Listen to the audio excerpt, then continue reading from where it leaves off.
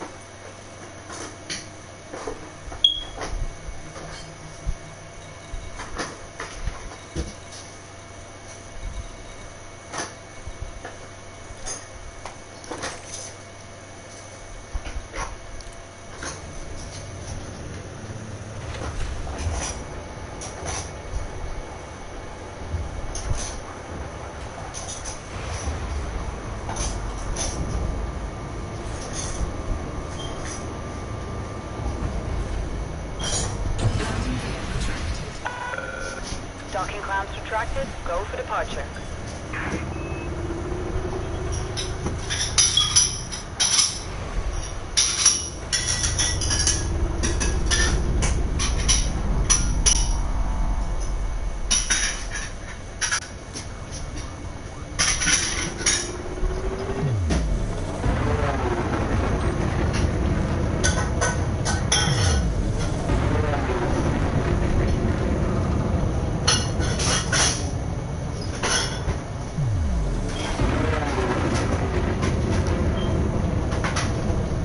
Frameshift drive charging. 4, 3, 2, 1. Engage.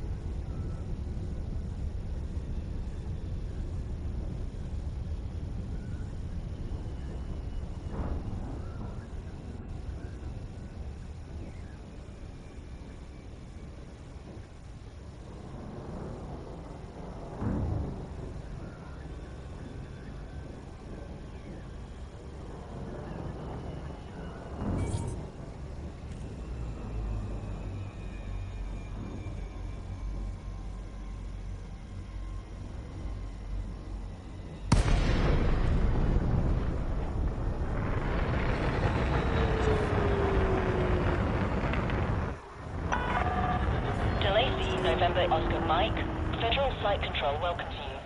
Please submit.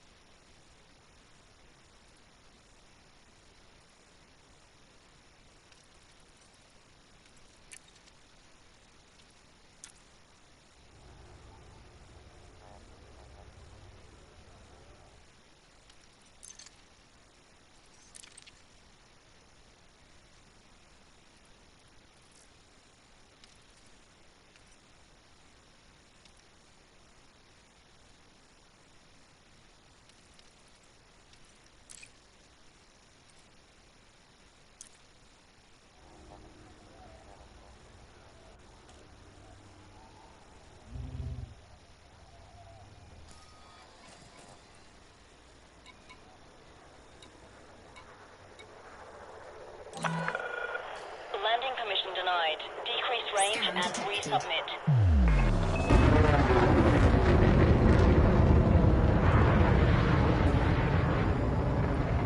Scan detected. Request approved. Cleared to land on pad 08. Automated docking assist is now in progress.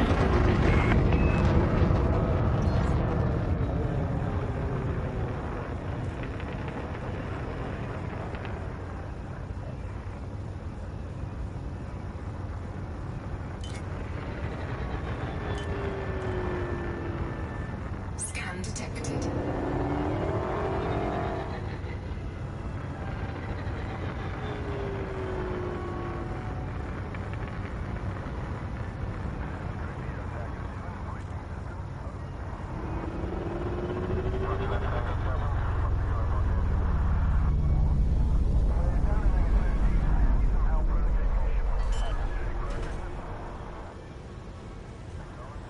Landing gear deployed.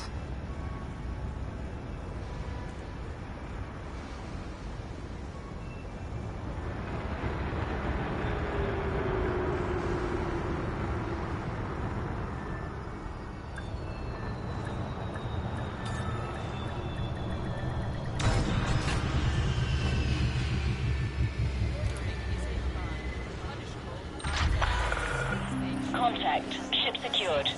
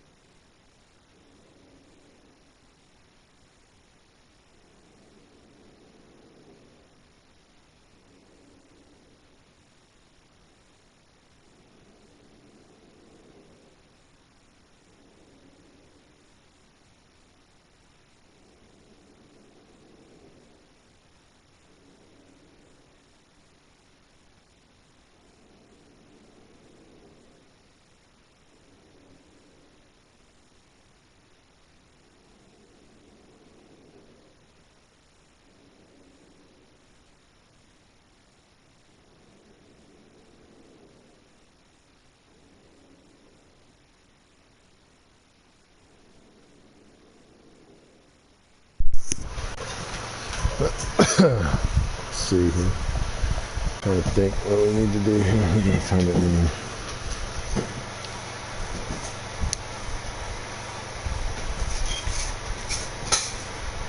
Oh, I can look it up at a map, I think. No. So, once you've cordial with them, they will issue you an invitation mission from the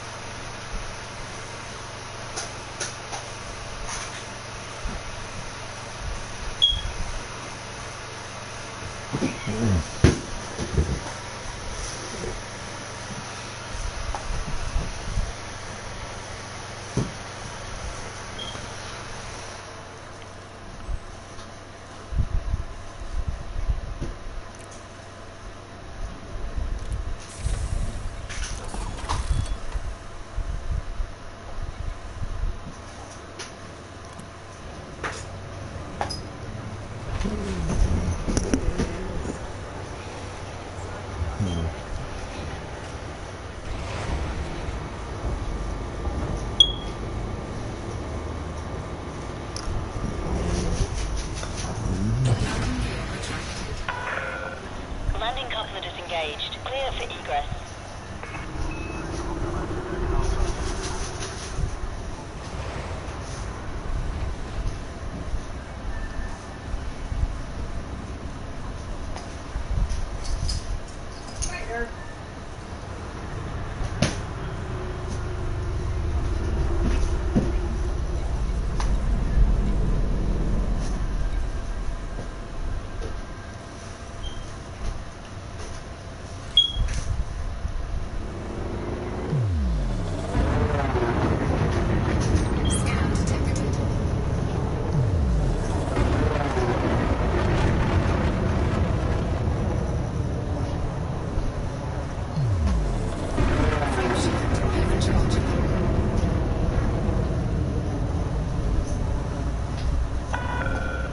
Way ahead is clear. Safe travels, Commander.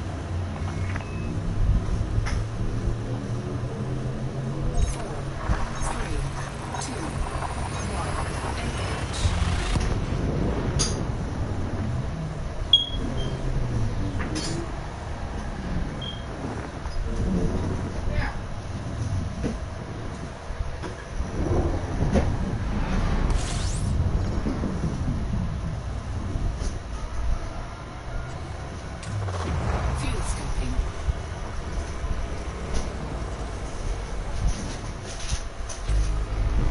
Fuel scoop disengaged.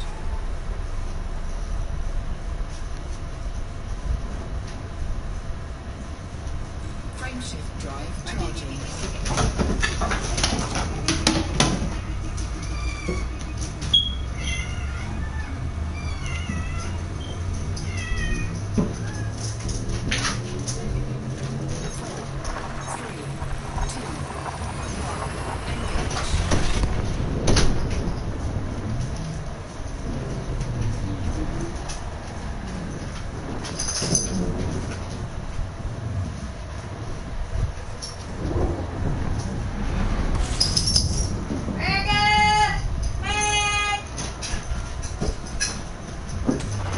Fuel scooping. Fuel scoop disengaged.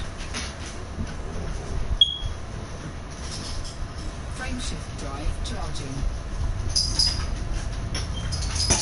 It'll take me a second. I got one more jump after this to get to safety.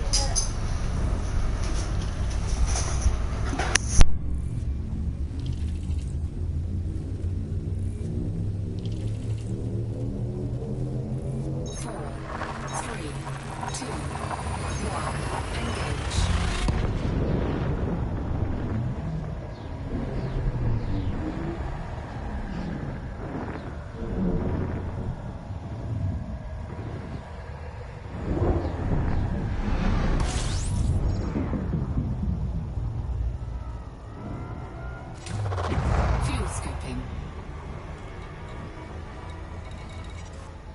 Fuel suit disengaged.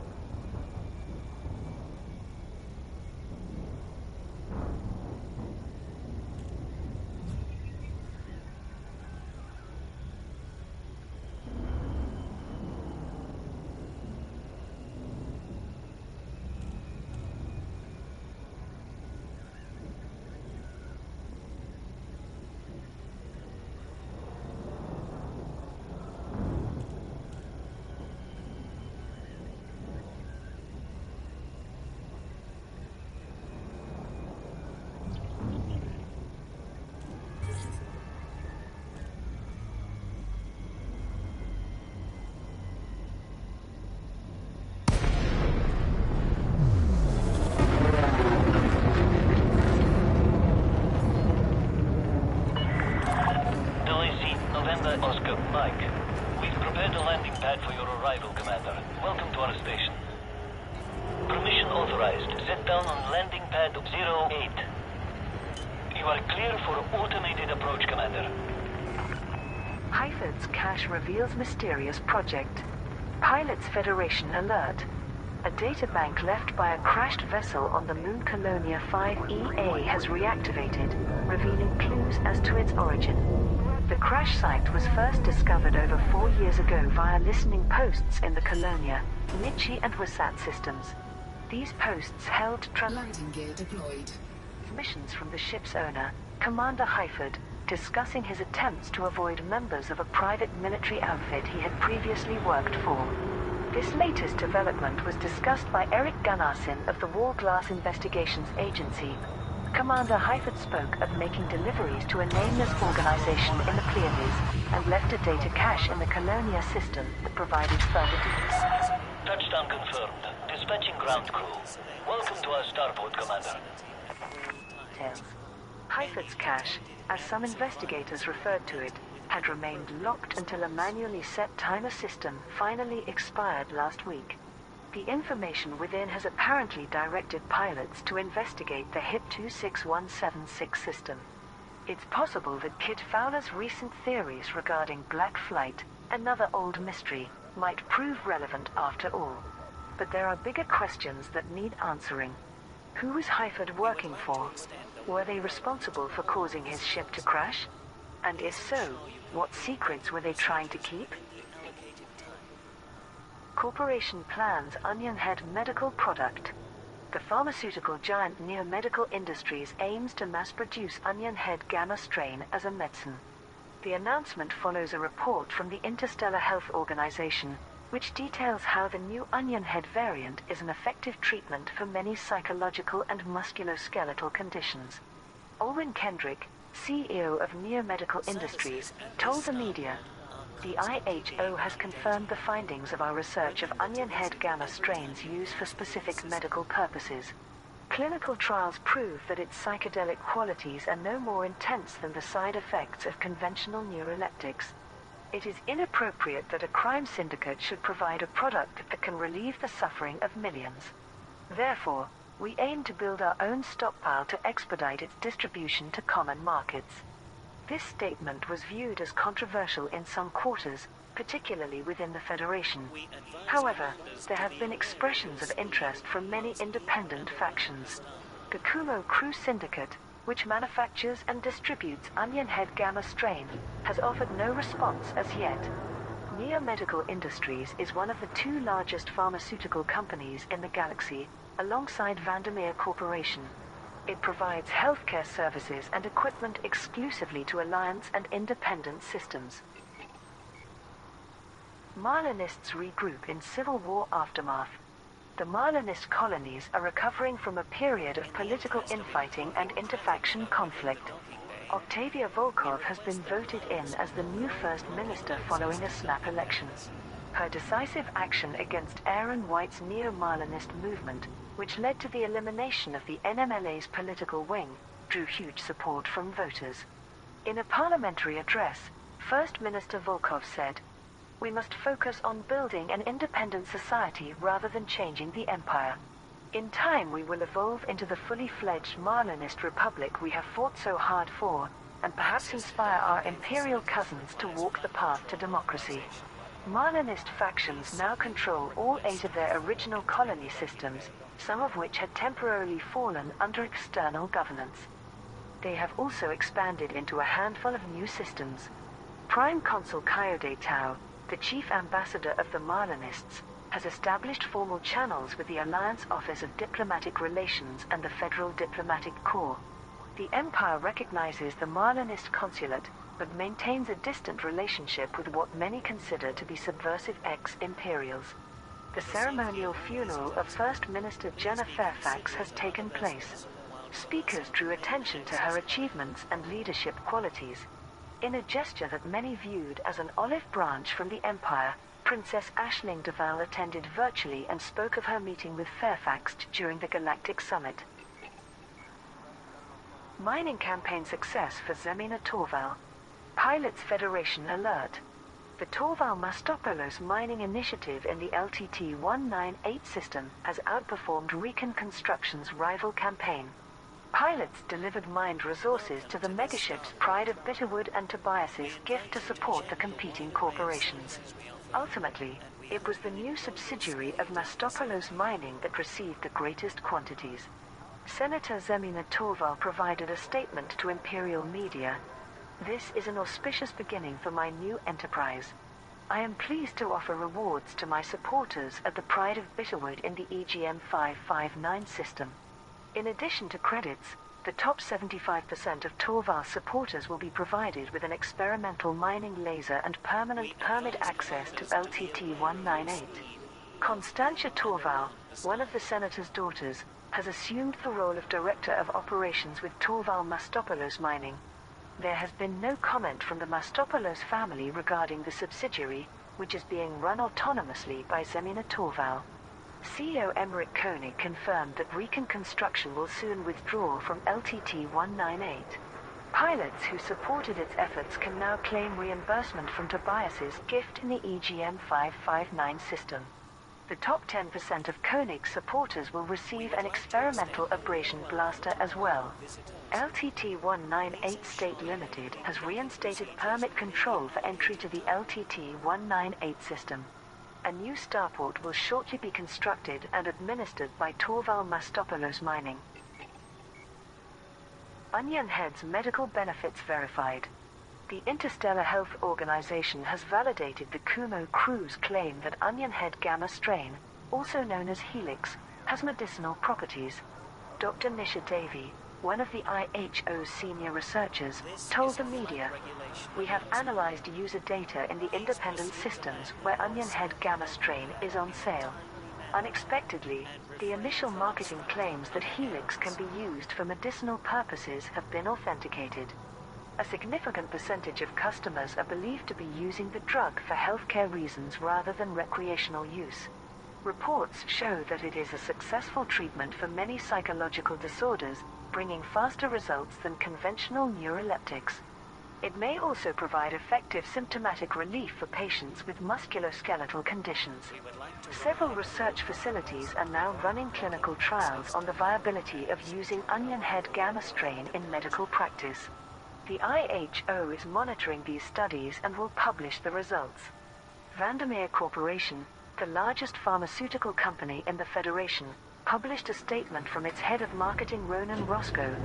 These conclusions are biased and informed by inaccurate data. We maintain that all forms of Onion Head are dangerous narcotics with long-term detriments to health. Vandermeer's antipsychotic treatments are effective without the side effects of mild psychedelic experiences. A fractured Federation. Shadow President Felicia Winters has claimed that further systems declaring independence could severely damage the Federation. Her statement was in response to the conflict in the Kawemba system, which resulted in more federal factions seceding from the superpower. Dozens of others are now openly considering breaking away and becoming independent. Addressing Congress, Shadow President Winters said, "We now face the possibility of large-scale rebellion as more citizens reject intrusion into their private lives. Unless these authoritarian surveillance laws are repealed, we risk many more factions and allies losing their trust in any federal government." Vice President Jerome Archer responded, "The Proactive Detection Bureau provides increased security and decreased crime levels for all federal systems. I deeply regret that a few have rejected its benefits, but we must concentrate on the bigger picture." The Sovereign newsfeed described how the newly seceded systems are celebrating freedom from government scrutiny. It claims that up to 50 other factions have expressed interest in becoming independent. However, the Federal Times reported that more pragmatic leaders have voiced concerns that they are now more vulnerable. There are particular fears of retaliation by pro-Federation groups or attacks from opportunistic hostile forces. Conspiracy theorist finds network home. Independent journalist Flint Firemaker Lafos has announced that the Rewired network will broadcast Kit Fowler's conspiracy-laden show End Times. Lafos, notorious for his own sensationalist claims, announced, "Finally, someone else who sees things as they really are." Kit Fowler's perceptive views match his technical genius. By retransmitting his End Times broadcasts, I'll be helping people resist the narrative conditioning being pumped into our minds by the faceless elite. Kit Fowler provides specialized engineering services from his workshop in the Kapoya system. He has used his show to make many outlandish claims over the years. These include labeling the shadowy figure Salvation an AI construct, accusing Utopia of secretly creating a new species of human, and arguing that the universe's true shape is being concealed by superpower-sponsored holograms. Lafos advertised Fowler's content with an excerpt from the most recent End Times episode. Years ago, a sinister group called Black Flight committed multiple crimes, including murder, to suppress evidence of Thargoid activity after the First War. The mainstream news feeds buried the story, of course, but the fearless truth seekers among us have repeatedly named the Colonia, Nikchi and Wasat systems as locations where the Black Flight operated. There's a real buzz in that region right now. Something's going on that they don't want you to know about. Never give up our search for the right facts, people. Anti-NMLA forces win Marlinist civil war. Pilots Federation alert. The conflict in the Hyades sector ROPB-62 system has been won by the exiled Marlinist Assembly of Baltazine. Support from independent pilots played a key role in defeating the Marlinism Reformation Party. The faction's entire leadership has been arrested, with their replacements vowing to reshape it along politically moderate lines. Minister Octavia Volkov made a declaration of victory to the Marlinist parliament. The Neo-Marlinists have been crushed and Aaron White is dead, a casualty of the war his terrorist paymasters began. I deeply regret that our society has suffered this, but have no regrets at destroying the NMLA's political wing once and for all. Prime Consul Coyote Tao sent assurances to the Alliance, Empire and Federation that they should view this as confirmation that the Marlinist colonies are your steadfast allies in the fight against the NMLA. ACT has drafted in extra resources to investigate the Marlinism Reformation Party's ties to Theta Group, the terrorist bomb makers responsible for last month's devastating starport attacks. With First Minister Jenna Fairfax confirmed as among the fatalities, Acting First Minister Amrita Ross has organized a snap election to democratically appoint a new leader for the Marlinist colonies. LTT-198 hosts competing mining campaigns. Pilots Federation alert. Torval Mastopoulos Mining and Recon Construction have requested deliveries of mined resources to the LTT-198 system. LTT-198 State Limited, its controlling faction, will only allow one of the rival corporations to remain permanently. The company with the most successful campaign will establish a new starport in the permit-controlled system. Senator Zemina Torval, who has sole control of the Mastopoulos mining subsidiary, announced, "My company is working on an experimental mining laser with increased range. To achieve this, shipments of mined resources must be delivered in sufficient numbers to the Pride of Bitterwood megaship in LTT-198. Emmerich Koenig, CEO of Recon Construction, outlined a counter-initiative. We will pay handsomely for deliveries of mined resources to the megaship Tobias's gift in the LTT-198 system. Both factions have requested units of coltan, gallite, praseodymium and silver. LTT-198 State Limited will provide all contributors to these initiatives with temporary system permits lasting 1 week." Leaked report exposes Aegis failures. The Aegis Board of Inquiry's initial findings have been leaked to journalists, with several problems within the anti-Xeno organization detailed in the files. Vox Galactica journalist Alexei Keel reported on its contents.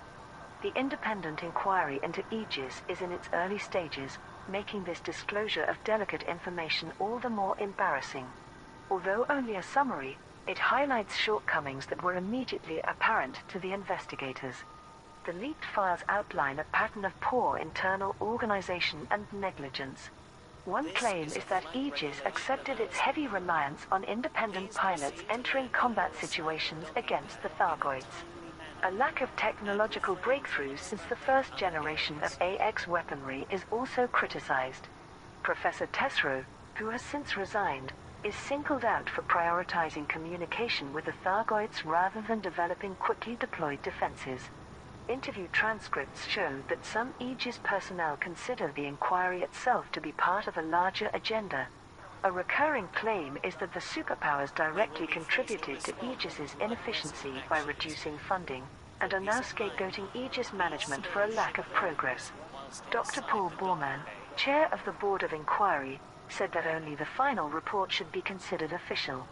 It is unclear when the Borman report, as some newsfeeds refer to it, might be ready for publication.